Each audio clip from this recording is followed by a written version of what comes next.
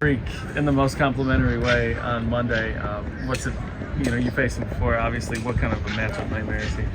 I mean, he's a huge matchup issue.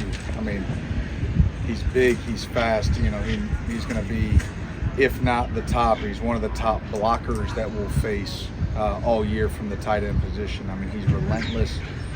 Obviously, everybody sees what he does when the ball's in his hand. He's kind of like the ultimate teammate. You see him cheering, like he's as excited about a play that he makes or that his teammates make as that when he makes one. So, no, he's just an incredible player. Obviously, one of the top football players in college football. Not tight end, like top college football players. Like he is elite level. Is that offense different, the same, or was it more with the coordinator switch?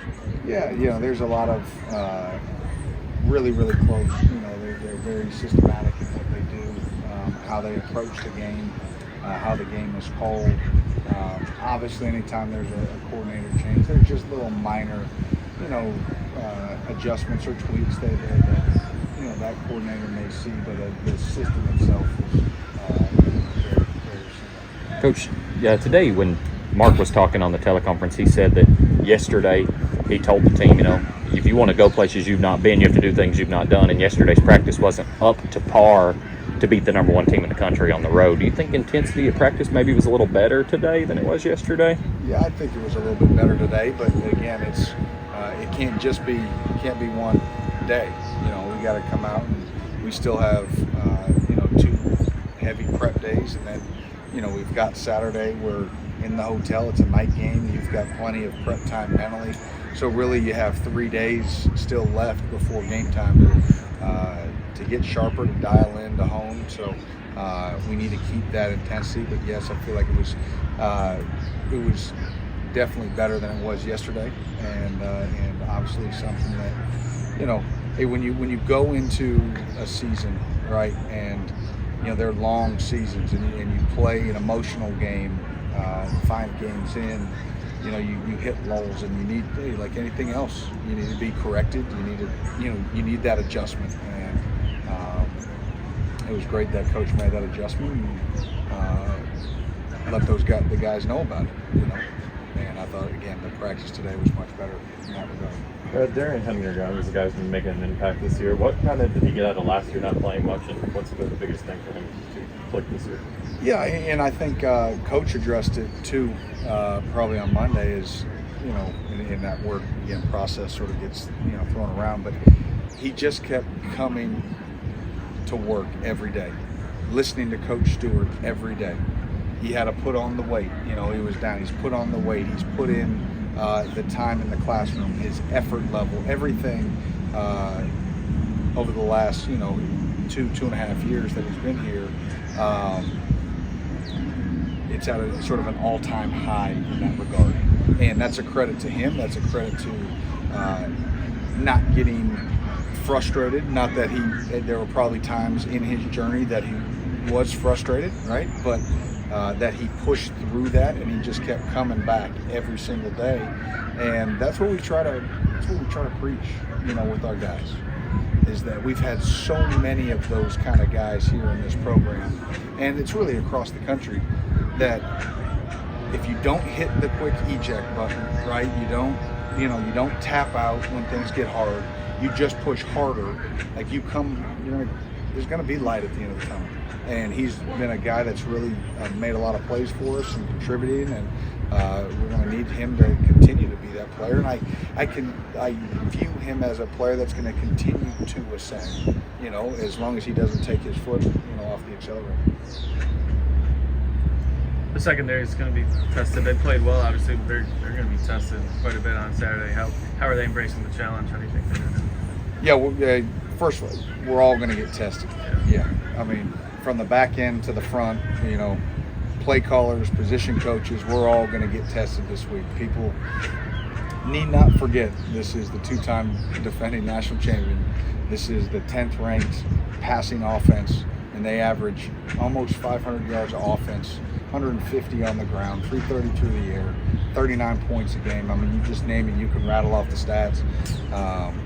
and they're starting to get guys back, that may have been dinged, and so no, it's a huge challenge, and it's a huge challenge from the secondary standpoint.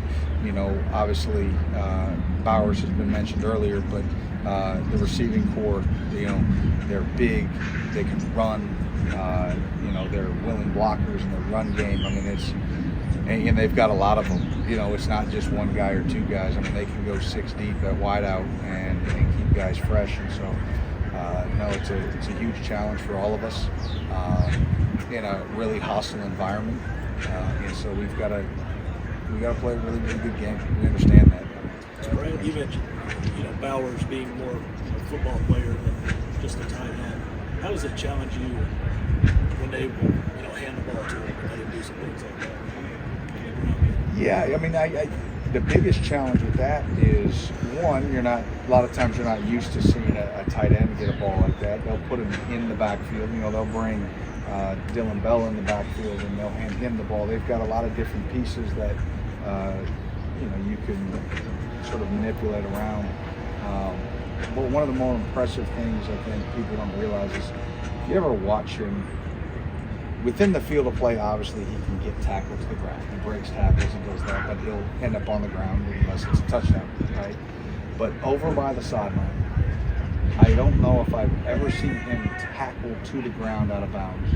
Now, he may get sort of ping-ponged all the way to where the whistle blows, and you see a lot of defenders on the ground, but ultimately he's pushed out of bounds and he's always still standing. He's got incredible balance, strength, lower body, his core. So among all the other things he does well, like, you have to tackle him really well, and you have to do it with multiple hats. It's if you're lucky enough to get a one-on-one tackle to the ground, I mean, that's a really, really impressive tackle. We talked so much about Oxford weight all summer. It seemed like he lost the speed on that play and chase down. Has he kind of found the perfect middle in this? He's starting to hit his stride, and it's what we all know that he's got in there, and he played really hard, really well. That was an incredible play there, and I mean, there's not many defensive linemen in this league that can go stride for stride. And again, if he doesn't make that play, basically single-handedly, that could have ended up being a big play. It was his job to feel that and all, but we'd like to have some overlappers so it's not just left alone on it. But it was, we need him to continue to play at the level he's playing. What's the biggest improvement you've seen in your defense after watching the tape on Sunday? From game 1 to now? Yeah. Sort of how we've improved? Or just from this last game against Florida, like during practice this week? Gotcha. It's always hard to see what we've sort of improved upon, during practice, because we can't tackle the ground. I think the one thing that I am really pleased with is sort of how we're tackling right now, and that's going to be a huge deal in this game. We just talked about trying to, get Bowers to the ground, but to get the running backs, obviously. Well, I'd like to see a little bit of improvement, is sort of on the quarterback a little bit in terms of, his ability to scramble. Merch made some plays with his feet and his legs, and he slid off some. And I think Beck is even sort of a step, athletically probably above. So we're going to have to do a nice job with him, and as he moves around the pocket, that we get him to the ground. So that's one of the other things that we need to do a good job of this week. Talk about the Eric Jackson. Last year he was the tackler, leading tackler of the team, right? And seems like he does it in a way in which you don't notice too much unless you watch it real close. He's doing the same thing again this year. What's his biggest asset? He shows up. Listen,